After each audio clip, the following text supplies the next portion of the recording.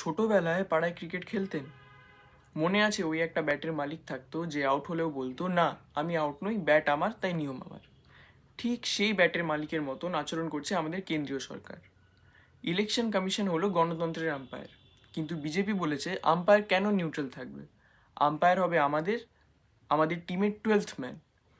অনুপ বারনওয়াল কেসে 2023-এ supreme court পরিষ্কার বলেছিলেন চিফ ইলেকশন কমিশনার বাঁচবেন তিনজন: পিএম, লিডার অফ অপোজিশন আর chief justice of India.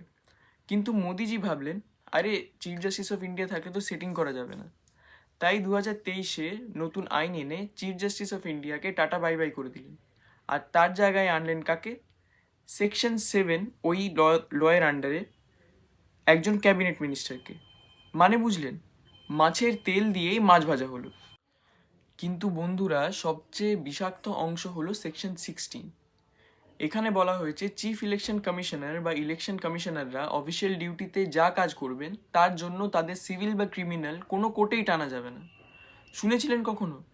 Even যদি ওরা ম্যালাফাইড মানে খারাপ উদ্দেশ্যে কাজ করে, বা যদি ওরা বায়াসড হয়, যেমন ভোট চুরি হচ্ছে, তাও সেকশন 16 তাদের বাঁচাবে। এটা সরাসরি কনস্টিটিউশনের আর্টিকেল 14 ইকুয়ালিটি বিফোর লয়ের বিরোধী।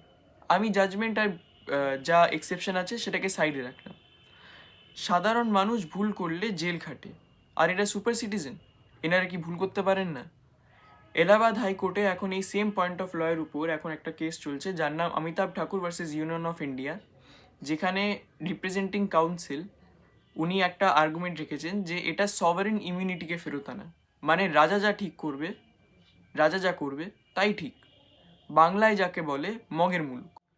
শেষে সেকশন 15 দিয়ে তাদের স্যালারি রুলস চেঞ্জ করার মতো রিমোট কন্ট্রোলও সরকার নিজের হাতে রেখেছে। ডিসেম্বর 25-এ দাঁড়িয়ে আমরা দেখছি 2024-এও আগে হয়েছে যে জাস্টিস সঞ্জীব খান্না রিকিউজ করেছিলেন, আর কেস ঝুলে আছে এখনো পর্যন্ত পেন্ডিং সুপ্রিম কোর্টে। সরকার তার ফেট অ্যাকমপ্লি চালিয়েই যাচ্ছেন। কেন খেলা হবে বলার আগে রেফারি চেঞ্জ করা হয়? কারণ বিজেপি জানে নিউট্রাল মাঠে খেলা হলে তাদের জমানত জব্দ হয়ে যাবে। কিন্তু মনে রাখবেন, বাংলার মানুষ সেটিংয়ের খেলা ধরতে পারে। গণতন্ত্র বাঁচাতে হলে এই মোদিতন্ত্রের মুখোশ খুলতেই হবে।